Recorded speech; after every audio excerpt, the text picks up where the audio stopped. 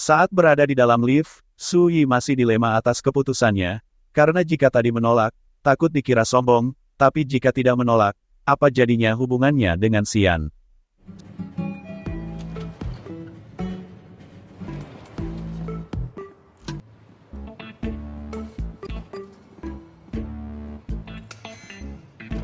Setelah di depan kamar hotel, Su Yi mengaku kalau ini tidak pantas. Mendengar itu Xian bertanya apa yang tidak pantas.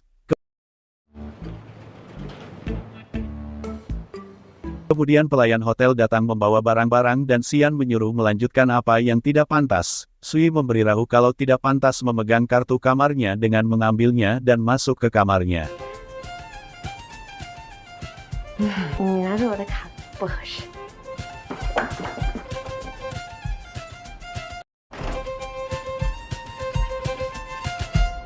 Su Yi langsung menelepon Ruoshan kalau tadi sewaktu di mobil, Xian mendengar ucapannya. Mendengar itu Ruoshan beranggapan itu bagus dan seharusnya dia bertindak. Su Yi memberitahu kalau sekarang berada di hotel yang sama dengan Xian, namun kamarnya ada di seberang. Mendengar itu Ruoshan menganggap Xian payah. Kemudian Ruoshan bertanya apa ada hal yang terjadi, dan Su Yi langsung teringat kalau dirinya yang mencium duluan ke Xian.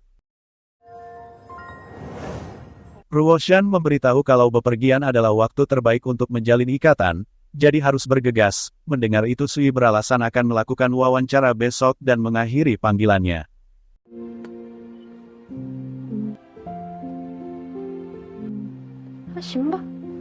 Sementara itu ada kiriman untuk Yu Yu dan saat membukanya, ternyata adalah isi album lagu Le Nan dan membuat Yu Yu bertanya siapa yang mengirimnya.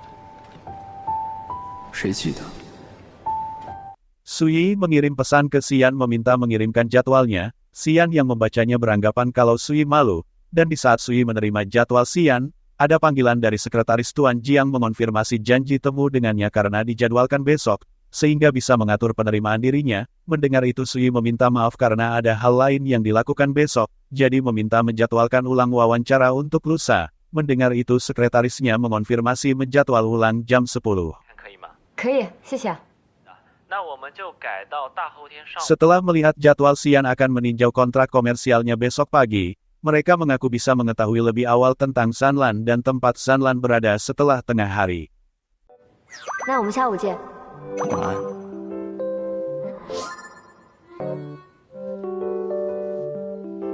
Yu Yu mengajak Guanji minum untuk meminta sarannya bagaimana cara menolak perempuan tanpa menyakiti perasaannya. Menurut Guanji, Yu Yu ingin menolaknya namun masih memikirkan perasaannya dan bertanya sebenarnya menyukainya atau tidak.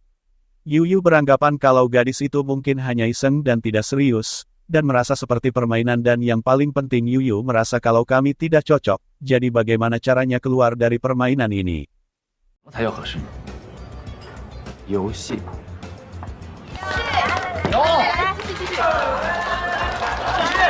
Guanji memberitahu kalau pria dan wanita terjebak dalam suatu hubungan begitu lama, tidak mungkin salah satu pihak jatuh cinta dan pihak lainnya tidak, jadi jika memang tidak menyukainya, menyuruh menolaknya langsung, ini adalah salah satu cara untuk tidak menyakitinya. Melihat Ruoshan sedang mabuk bersama teman-temannya, Guanji khawatir dan mengusir Yu Yu secara halus dengan bertanya apa tidak ada kelas besok dan menyuruhnya pulang cepat.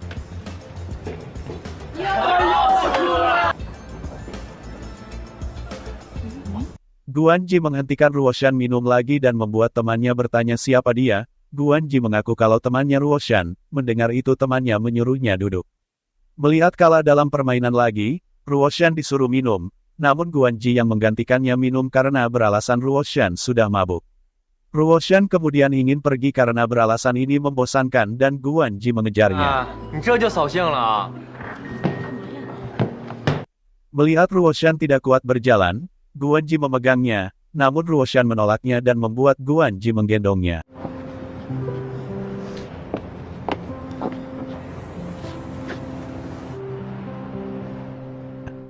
Keesokan harinya Ruoshan terbangun dan langsung memanggil Guanji, kemudian pelayannya membawakan makanan untuknya dan memberitahu kalau Guanji sudah pergi bekerja dan menyiapkan makanan ini untuknya.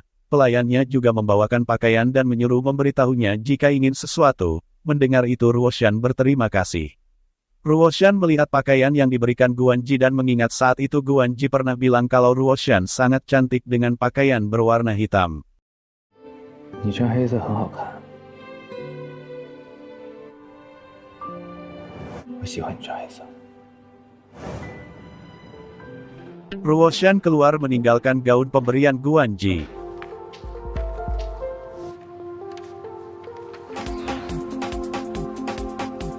Sementara itu Xian dan Sui bersiap-siap mengunjungi Sanlan, dan saat keluar dari kamar mereka berpapasan dan langsung pergi bersama.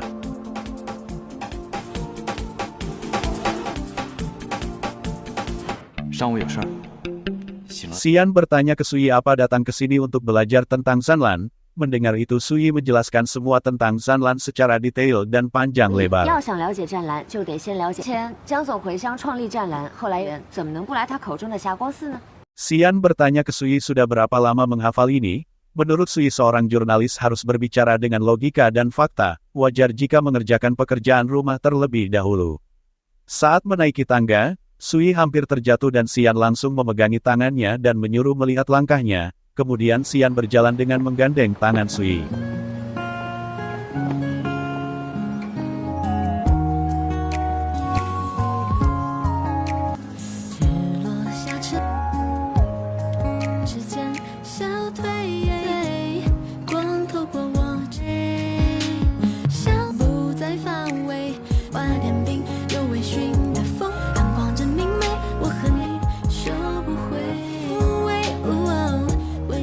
Sampai akhirnya mereka sampai di kuil Xiaguang dan seorang fotografer mengatakan ke mereka kalau mereka terlihat menarik dan pasangan paling serasi yang dilihatnya hari ini. Mendengar itu Sui melepaskan tangannya. Sui ingin menjelaskannya, namun fotografer itu memberitahu kalau ini hari terakhir kuil Xiaguang dibuka untuk umum, dan kuil akan ditutup selama 6 bulan mulai besok.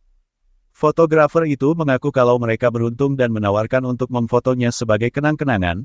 Mendengar itu Sui bilang pantas banyak orang di sini. Xian bertanya apa ingin berfoto. Sui mengaku kalau ini pertama kalinya datang ke sini dan tidak tahu kapan akan kembali lagi. Jadi berfoto untuk kenang-kenangan terdengar bermakna. Mendengar itu fotografer memberitahu kalau di sini pemandangannya bagus. Dan saat fotografer ingin mengambil foto, dia merasa jarak mereka terlalu jauh dan menyuruh lebih dekat dan lebih intim. Saat mereka sudah semakin dekat, fotografer itu menyuruhnya lebih dekat dan buat wajahnya lebih manis. Mendengar itu Xian langsung merangkul Sui. Namun menurut fotografer, Xian terlalu tegang dan menyuruhnya tersenyum. Melihat Xian tersenyum Sui juga ikut tersenyum. 哎，对了对了对了，哥笑得真好看，美女你也笑。1、2、3，来，来，有 CP 感，这个好，看。 Fotografer itu memperlihatkan hasilnya dan mengaku kalau mereka pasangan serasi. Fotografer itu memberitahu kalau harganya 99 yuan untuk 2 foto dan menyuruh menambahkan di WeChat dan transfer uangnya. Sui beranggapan kalau harganya mahal sekali dan fotografer itu menjelaskan kalau harga itu untuk paket pasangan. Xian kemudian membayarnya dan fotografer itu memberitahu akan mengeditnya dulu, terus akan mengirimkannya padanya. Fotografer itu menambahkan akan memandunya karena ada tempat di sana untuk meramal, karena para pasangan suka pergi ke sana dan menyuruh ramal keberuntungannya. Kemudian fotografer itu merayu pengunjung lain. Melihat itu Sui mengaku kalau kata-katanya sama persis saat merayu mereka.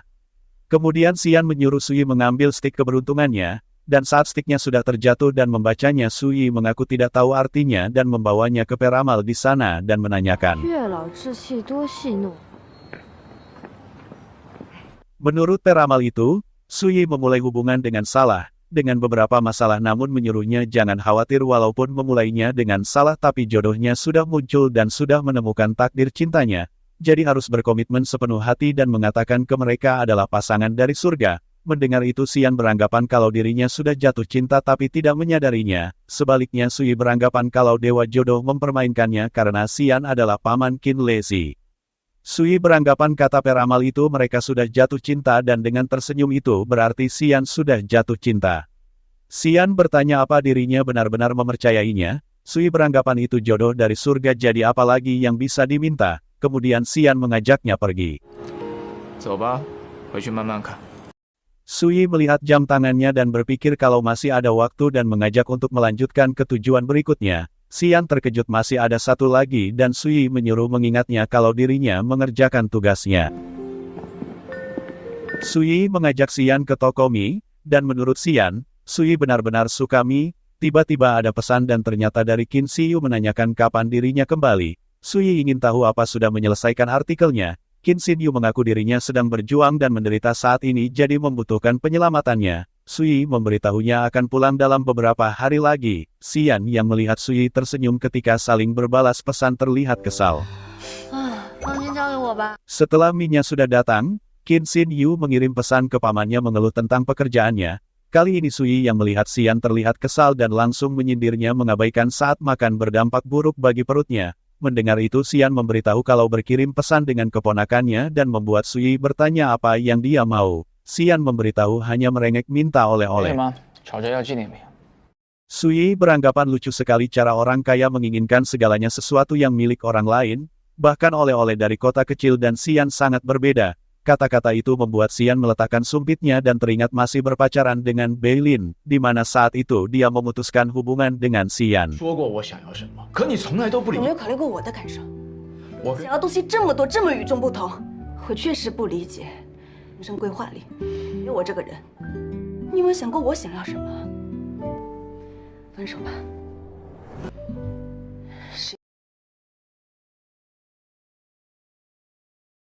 Melihat Xian melamun, Sui beranggapan kalau Xian berbeda dari orang kaya lainnya. Xian bertanya apa Sui juga berpikir dirinya orang yang tak masuk akal. Mendengar itu Sui memuji Xian saat melihatnya. Xian orang pekerja keras dan berkorban demi cita-citanya apalagi menurutnya Xian punya mata yang bagus terutama dalam memilihnya. Mendengar itu Xian langsung menatapnya.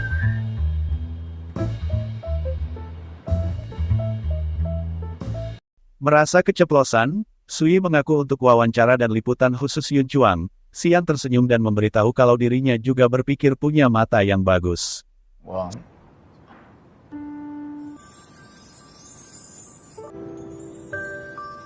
Sementara itu Qin Shiyu merasa bingung karena pekerjaannya dan berharap Yu Yu menghubunginya.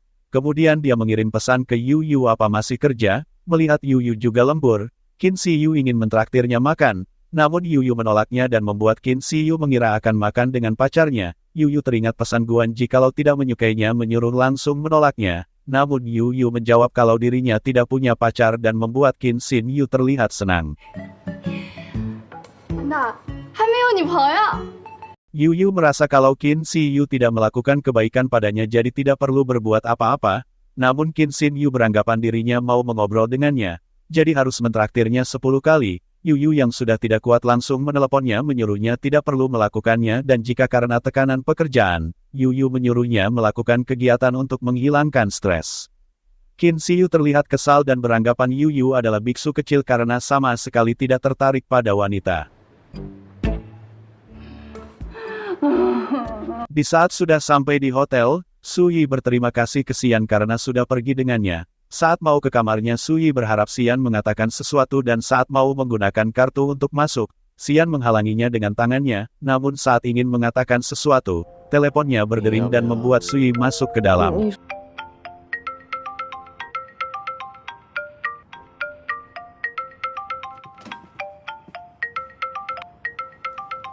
Sui juga mendapat telepon dari Ruoshan dan ingin menanyakan kabar Xian padanya. Sui memberitahunya tidak banyak yang terjadi karena hanya bekerja.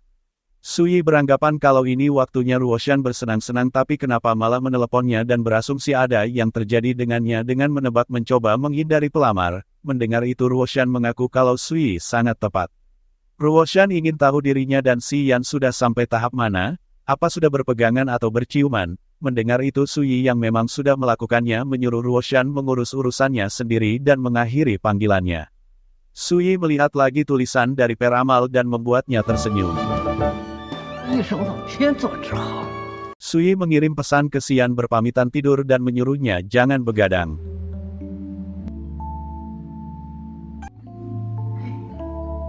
Keesokan harinya mereka sudah bersiap menemui Tuan Jiang dan mengucapkan salam saat bertemu.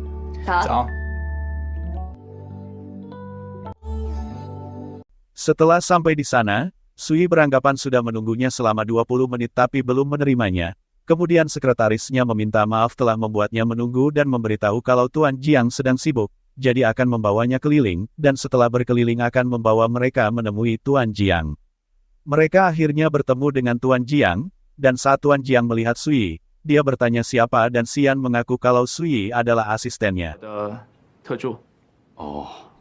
Tuan Jiang merasa Xian datang ke Ancheng apa dirinya dan asistennya sudah mengunjungi kuil Xiaguang, karena di sana pemandangannya sangat bagus. Mendengar itu Xian memberitahu sudah pergi ke sana, kemudian Tuan Jiang menyuruhnya duduk. Tuan Jiang mengaku kalau Xian adalah talenta muda, itu berbeda dengan perusahaannya yang sudah berdiri 1 dekade lebih, jadi cenderung lebih konservatif. Tuan Jiang mengaku agak berhati-hati memilih mitra karena tidak mau mengambil resiko dengan mudah. Xian mengaku dirinya memang masih muda, itu sebabnya dirinya menerima tantangan dan tidak takut gagal. Xian menyebutkan menanggapi kemitraan dengan Zanlan dengan sangat serius dan itu sebabnya mendekati Zanlan dengan sangat hati-hati, karena investasi yang dilakukan bukan jumlah yang kecil. Tuan Jiang ingin tahu apa yang ingin dibicarakan kepadanya. Xian bercerita tentang kecelakaan mobil energi baru Hengxin baru-baru ini yang terjadi di Jiancheng, namun Tuan Jiang mengaku belum pernah mendengarnya. 没听说过呀。 Xian memberitahu kalau asistennya kebetulan ada di dalam mobil itu dan menyuruhnya menceritakan kepada Tuan Jiang. Sui mengaku mobil e-hailing yang dikendarai saat itu bermerek Hengxin. Saat terjadi kecelakaan mobil, tiba-tiba melambat dan berhenti tanpa peringatan apapun, jadi menyebabkan tabrakan oleh mobil di belakang. Menurut Tuan Jiang itu semua tanggung jawab pengemudi e-hailing dan memberitahu beberapa faktor bisa menyebabkan terjadinya kecelakaan, apalagi pengemudi masih punya sisa tenaga 30% saat berbelok, dan menurutnya ini semua murni kesalahan operasional, tidak ada hubungannya dengan baterai. Tuan Jiang menambahkan daripada terpaku pada satu kejadian saja, Tuan Jiang khawatir akan sulit bagi Zanlan dan Yun Chuang untuk bekerja sama dalam jangka panjang. Xian ingin bertanya ke Tuan Jiang sebagai ahli industri baterai, apa dirinya yakin kejadian ini disebabkan oleh baterai, karena ada 18 kejadian serupa, apa Zanlan punya solusi atau tim khusus untuk mengatasi hal ini? Mendengar itu Tuan Jiang menghentikannya karena pertanyaan ini melibatkan informasi rahasia perusahaannya. Kemudian Xian mengakhiri diskusinya dan berterima kasih sudah berbagi wawasannya. Di saat Xian mau keluar, Tuan Jiang memberitahu 6 perusahaan berhasil lolos seleksi putaran pertama Zanlan, pada akhirnya akan memilih 3 di antaranya, karena Yun Chuang berpeluang kalah. Tuan Jiang menyuruhnya kembali dan cepat mencari proyek baru, dan dalam perjalanan pulang menyuruh berpikir bagaimana bisa menjelaskan pada para pemegang saham utama perusahaannya. Sui menanggapinya dan bertanya apa yang perlu dijelaskan, karena pasien secara pribadi menyampaikan dan melakukan penelitian, mengambil resiko investasi, jadi setelah kembali, kami akan memilih proyek yang lebih jujur dan beresiko lebih rendah, jadi para pemegang saham akan merasa senang. Sui mengaku sebelum datang ke sini sangat menghormatinya, dan berpikir Tuan Jiang tinggal di kampung halaman untuk mengembangkan bisnis dan memimpin Zanlan menjadi pimpinan industri. Itu hal yang sentimental dan bertanggung jawab, tapi ternyata kenyataannya jauh berbeda dari imajinasinya. 走吧。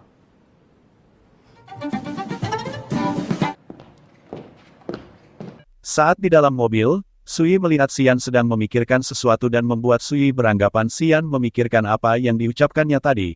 Karena kerjasama Yun Chuang dan Zanlan mungkin sudah mustahil lagi sekarang. Saat Xian memegang ponselnya, Sui beranggapan kalau Xian ingin memesan tiket pulang, namun ternyata Xian menyuruh sopirnya membawanya ke restoran N dan bertanya ke Sui apa dirinya keberatan. Sui hanya berpikir kalau Xian belum lapar. 你还不饿？ 我现在饿了。 Sui bertanya apa yang dikatakan Tuan Jiang benar, kalau pemegang saham Yun Chuang ingin Xian mendapatkan Zanlan, dan mereka tidak tahu kalau Xian mengunjungi Ancheng. Sui bingung karena tadi sudah mengatakan itu pada Tuan Jiang. Xian beranggapan kalau Sui sudah mengatakannya kalau akan memilih mitra kerja sama yang lebih jujur dan beresiko lebih rendah. Xian memberitahu mengenai investasi ini pandangannya berbeda dengan beberapa anggota dewan, makanya mengunjungi mereka secara pribadi. Xian mengaku bisa menerima produk yang tidak sempurna, tapi tidak bisa menerima sikap yang menghindari masalah. Jika ada masalah dengan baterai Zanlan dan tidak ada solusi yang terlihat, resiko investasi untuk Yun Chuang akan terlalu tinggi. Xian mengaku hal yang dikatakannya ke Zanlan tadi adalah yang mau disampaikan pada para pemegang saham saat kembali, dan menurutnya Sui sudah memberikan contoh yang bagus untuknya. 做了很好的示范，铿锵有力，一针见血。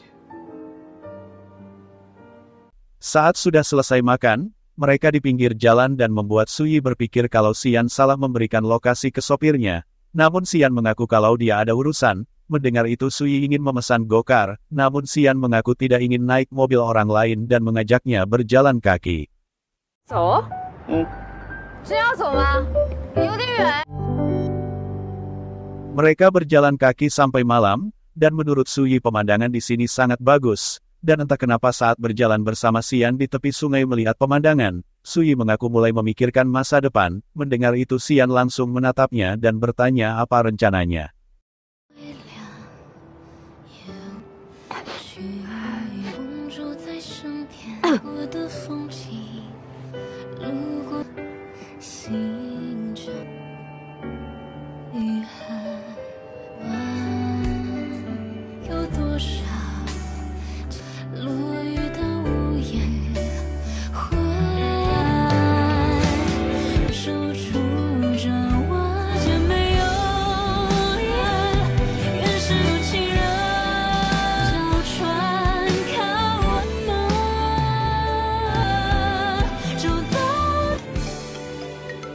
Dan saat Xian mau menciumnya, lagi-lagi ponselnya berdering. Xian dengan sangat marah mengatakan sebaiknya dirinya punya alasan bagus meneleponnya. Qin Xin Yu yang ketakutan mengatakan salah sambung dan menutup teleponnya. Qin Xin Yu heran kenapa pamannya begitu menakutkan dan beranggapan apa sudah merusak rencananya dan menebak sedang berkencan dengan pacarnya. Melihat Qin Xin Yu berbicara sendiri, Nan Nan bertanya apa yang digumamkan dan Qin Xin Yu memberitahu kalau pria merasa kesal dan enggan bicara dengannya saat meneleponnya. Kemungkinan besar dia bersama wanita lain. Mendengar itu Nan Nan tertawa apa yang dipikirkannya. Saat Nan Nan menelepon pacarnya mengaku sibuk dan kesal karena ada pekerjaan lain. Melihat itu Nan Nan bertanya ke Qin Xin Yu apa yakin terkait reaksi pria dan menyuruh memberitahu apa lagi yang dikatakan selanjutnya. Dan saat Qin Xin Yu memberitahu kalau pria akan bilang dirinya sibuk, dan dengan nada kesal, ada apa? Nan Nan beranggapan yang diucapkannya tepat dan langsung berpamitan pergi. Qin Xin Yu mengirim pesan ke Yu Yu apa sudah menerima kejutan darinya. Yu Yu langsung melihat album-album itu mengira Qin Xin Yu membeli album-album ini dan beranggapan itu terlalu mahal dan menyuruhnya datang ke kampus untuk mengambilnya lagi. Qin Xin Yu memberitahu kalau uang tidak bisa memberi kebahagiaan dan mengaku dia dapatkan secara gratis. Mendengar itu Yu Yu langsung memeriksa di Shopee. Namun albumnya tidak ada yang gratis. Qin Xin Yu ingin mengajak makan dan mentraktirnya lagi dan merayunya. Namun Yu Yu mengaku tidak ada waktu malam ini. Qin Xin Yu kesal karena Yu Yu menolaknya lagi namun Qin Xin Yu tidak menyerah dan memberitahu akan menunggunya sampai selesai. Namun Yu Yu tetap tidak mau karena mengaku akan makan di kantin. Qin Xin Yu merasa kalau penolakannya terang-terangan dan bahkan tidak membuat alasan. Tiba-tiba Qin Xin Yu punya ide. Sementara itu Xian dan Sui sudah sampai hotel, dan saat Sui mau melepas jaketnya, Xian memegang jaketnya.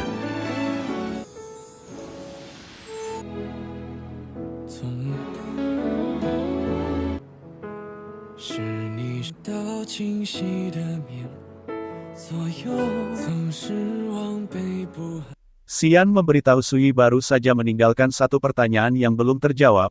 Sui mengaku belum mendapatkan jawabannya. Mendengar itu Xian menyuruhnya jangan terburu-buru. Sui mengaku ada wawancara dengan Zanlan besok dan langsung buru-buru pergi masuk ke kamarnya.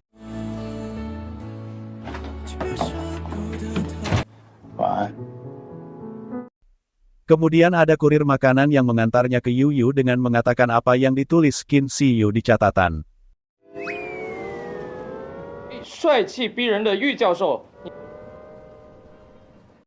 Qin Xin Yu memfoto makanannya dan mengirimkannya ke Yu Yu. Qin Xin Yu beranggapan kalau makan bersama dengannya karena menunya sama. Yu Yu mengucapkan terima kasih namun menurut Qin Xin Yu jika benar-benar ingin berterima kasih padanya meminta memenuhi permintaannya yaitu mengirimkan foto makanan yang sama padanya dan Yu Yu langsung melakukannya.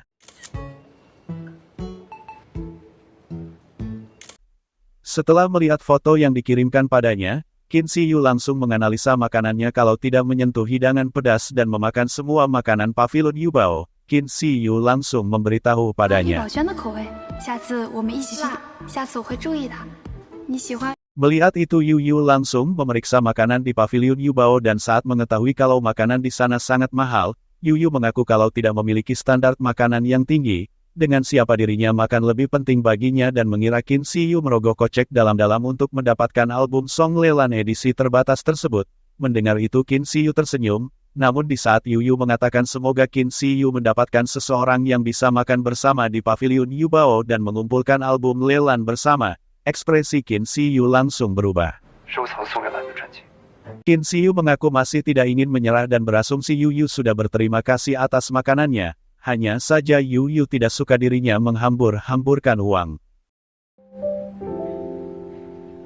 Xian mengirim file Zanlan ke Sui dan membuatnya bertanya apa mengirim ke orang yang salah, namun Xian mengaku tidak, dia hanya membantunya untuk menghemat waktunya untuk membuat garis besarnya saat wawancara besok dan langsung membuatnya tersenyum.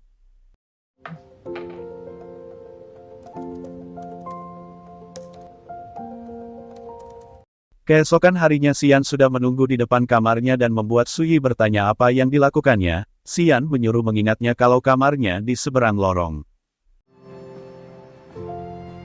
Saat mereka keluar dari hotel, sopirnya memberikan kopi yang dipesan Tuan Si untuknya. Mendengar itu Xian langsung menatap sopirnya karena menyebutkannya.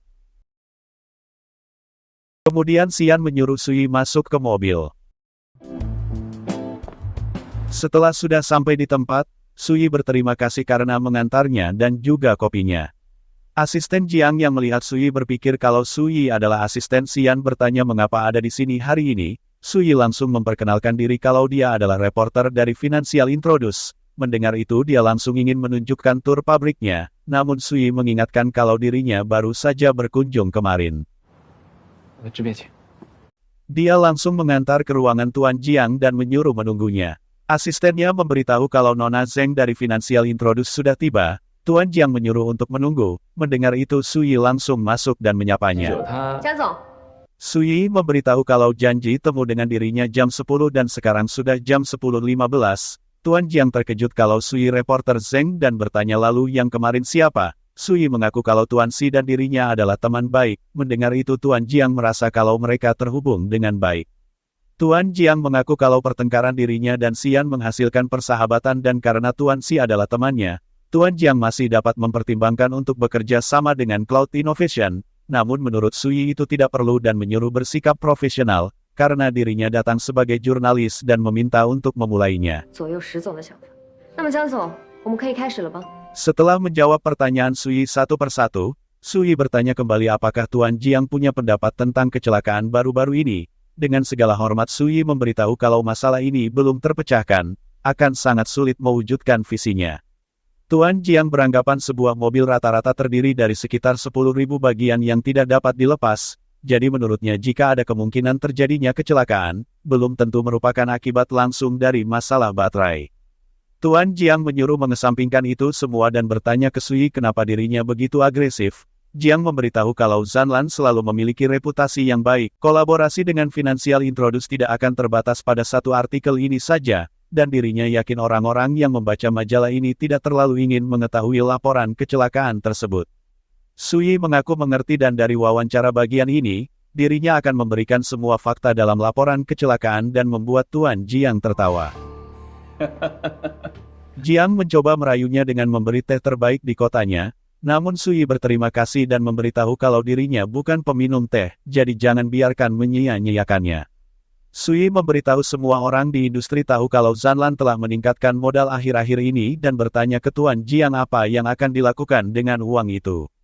Tuan Jiang mengaku setiap perusahaan ingin punya modal, jadi akan menggunakannya untuk pembangunan dan reformasi teknologi perusahaannya. Sui memancingnya dengan pertanyaan apakah ini untuk meningkatkan produksi atau meningkatkan teknologi. Sui langsung belak-belakan dengan bilang apakah uang itu akan digunakan untuk memperluas lini produksi atau mengembangkan teknologi dan membuat Tuan Jiang tidak bisa menjawab. Tuan Jiang mengaku pasti Sui sudah melakukan penelitian dan berharap dirinya menyampaikan kata-kata yang baik untuk Zanlan saat Sui menulis artikel ini.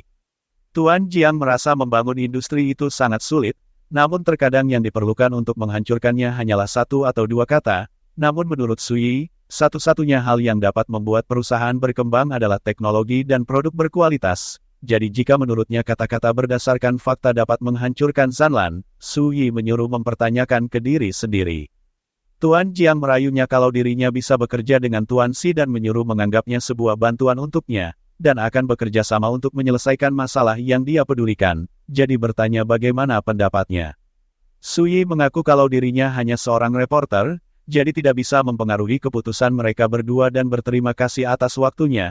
Tuan Jiang menghentikannya dan merasa kalau Tuan Si mencintainya karena asistennya memberitahu kepadanya kalau Tuan Si menunggunya di bawah. Jadi mungkin bisa membalas kasih sayang mendalam Tuan Si dengan sedikit bantuannya. Su Yi memberitahu kalau artikel ini akan dipublikasikan di kolom analisis mendalam Financial Introduce dan tentu saja akan menyatakan kelebihan Zanlan, tapi juga perlu memaparkan masalah yang dihadapi Zanlan pada pembaca. Su Yi beranggapan mengenai konten yang diinginkan, mungkin akan lebih cocok memuatnya di akun perusahaannya dan terkait pasti, dirinya bisa mengajaknya makan malam untuk berterima kasih dan langsung meninggalkannya. Di saat Su Yi keluar, asistennya memberikan bingkisan, namun Su Yi menolaknya karena beralasan tidak minum teh. Kemudian Xian datang dan Su Yi langsung bilang kebetulan dan Su Yi mengaku akan mentraktirnya makan malam ini. Namun tiba-tiba ibunya menelepon bertanya bagaimana hubungannya dengan Yu Yu dan menyuruh mengajaknya makan karena wanita bisa lebih proaktif. Kemudian Su Yi beralasan bekerja dan menutup panggilannya. Di saat Su Yi mengatakan kalau Xian juga bisa mentraktirnya, Xian menyindirnya dengan mengatakan terima kasih atas sikap proaktifnya. 主动。 啊， 好了，今天上到这儿，下课。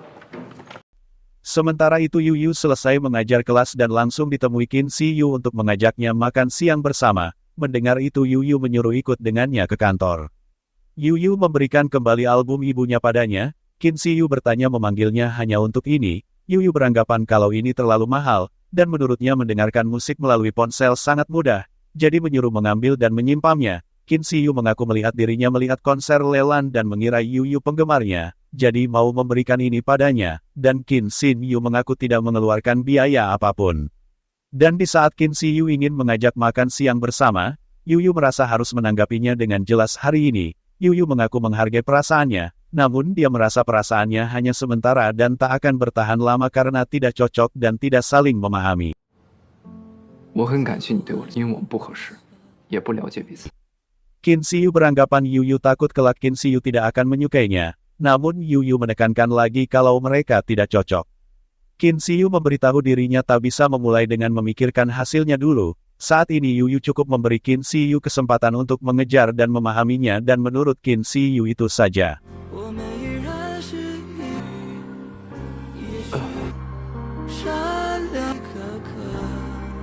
Kemudian ada panggilan dan dirinya harus menjawabnya jadi menyuruh Qin Si Yu pergi. 我就从现在开始认真了解你了。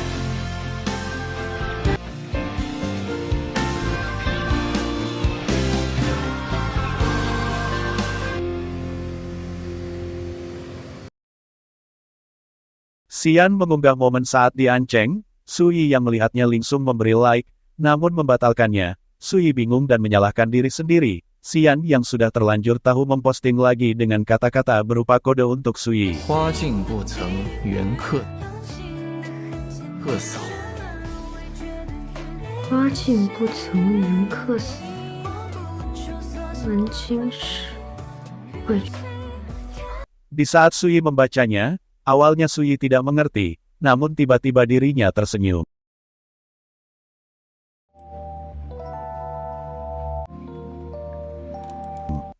Su Yi menyerahkan artikelnya dan menurut Bu Yi artikelnya sangat bagus, namun setelah diterbitkan Bu Yi mengingatkan akan dampaknya. Mendengar itu Su Yi mengerti karena saat mulai bekerja di bidang ini, Bu Yi menyuruhnya untuk jujur dalam wawancara dan bertanggung jawab pada pembaca, industri dan masyarakat, jadi dirinya yakin artikel ini memenuhi kriteria tersebut. Bu Yi menyuruhnya melakukannya kalau sudah memutuskannya. Su Yi bertanya apa Bu Yi tidak marah. Menurut Bu Yi hanya Su Yi yang punya aspirasi profesional, jadi jangan lupakan orang yang telah mengajarinya. 那我发给他们排版。 Su Yi pergi untuk menemui Tuan Qiu. Setelah sampai di sana Su Yi memberitahu ke resepsionis kalau dirinya ingin menemui Tuan Qiu. Mendengar itu resepsionis menyuruh menunggunya. Resepsionis itu menelepon asisten dan ternyata Qin Lezi, dan saat Qin Lezi mengetahui kalau yang datang Zheng Yuxi, dia menyuruh untuk menunggu di ruang tunggu. 邱总，您现在在开会，你安排他在。 Sui menunggu sangat lama dan sampai habis 3 cangkir kopi. 你好， Kebetulan Chen Sheng lewat di sana dan langsung menyapanya, kemudian dia melihat minumannya dan langsung berpamitan. 总监他在开会。我先去忙。 Chen Sheng memberitahu ke Yu Yu soal Sui yang menunggu Tuan Qiu. 没有会。好的，到了。石总，先出去。 Kemudian dengan berlari Tuan Qiu meminta maaf ke Sui dan mengaku ini kesalahan asistennya dan langsung mengajaknya ke kantornya. 的员工，尤其是高层，应该要有。采访是为了让大众更加了解云创，明白明白。还需要我提醒你做得更好。按照您的要求都已经准备相关资料，我们都已经按照时。感谢，给您添麻烦了。应该的，应该的。 Sui melihat Qin Lezi di sana dan beranggapan kalau Xian menaruhnya di departemen keuangan. Melihat Sui bersama Tuan Qiu, Qin Lezi bertanya kenapa Tuan Qiu menjemputnya langsung. 我怎么会去亲自接他？哎呦，真是太客气了。欢迎您来啊，直接跟我联系，我来安排，亲自。 Kemudian Tuan Qiu memberitahu Xian kalau Zheng Sui sudah pulang. Tuan Qiu langsung memanggil Qin Lezi dan memberitahu kalau ada janji temu dengan jurnalis Financial Introduce jam 15, tapi kenapa malah menjadwal ulang pertemuannya dengan bank lebih awal. Dia datang dan menunggu lama dan Qin Lezi tidak memberitahunya. Tuan Qiu mengaku Qin Lezi sudah lama bekerja dengannya dan biasanya sangat memperhatikan detail. Qin Lezi beralasan menyesuaikan waktu untuknya. Mendengar itu Tuan Qiu marah karena tidak memahami posisinya sendiri dan tidak tahu siapa yang penting atau tidak, tapi mengubah jadwalnya begitu saja. Qin Lezi berpikir kalau dia hanya seorang jurnalis. Mendengar itu Tuan Qiu marah karena dirinya tidak tahu kalau dia bukan jurnalis biasa dan siapa Zheng Sui itu, dan menurutnya ini tidak sesederhana itu. Qin Lezi meminta maaf dan memberitahu ini tidak akan terulang dan Tuan Qiu menyuruhnya keluar. 下次你也不用来见我了。 Qin Lezi langsung terlihat kesal saat keluar dari ruangannya. 不是普通记者，普通记者，那他是？ Saat ingin naik lift, Sui kebetulan bertemu dengan Xian dan membuatnya terpaku saat melihatnya.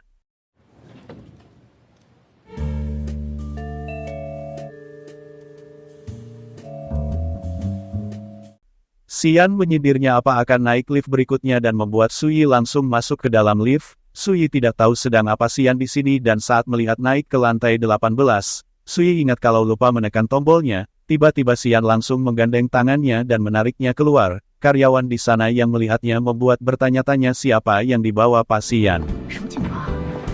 Xian membawanya ke ruangannya. Sui yang tidak tahu hanya mengeluh karena tangannya tiba-tiba ditarik tanpa mengatakan apapun dan beranggapan mahir dalam hal ini. 好一招若即若离。 Kemudian bawahannya memberikan air lemon dan menurut Sui betapa perhatiannya dia karena berbeda dengan sebagian orang yang tak paham keramah tamahan. 再多细细。不行。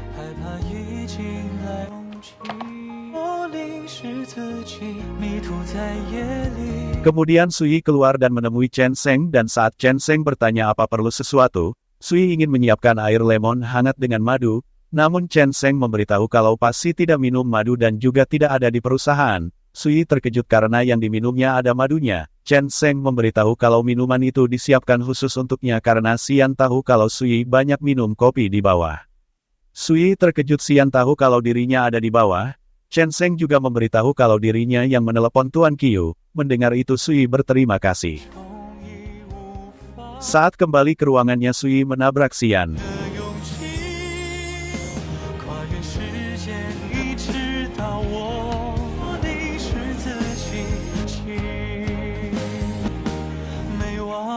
Sui meminta maaf karena kecipratan dan bertanya apa pekerjaannya selesai. Xian mengaku belum. Sui bertanya apa yang dilakukannya tadi.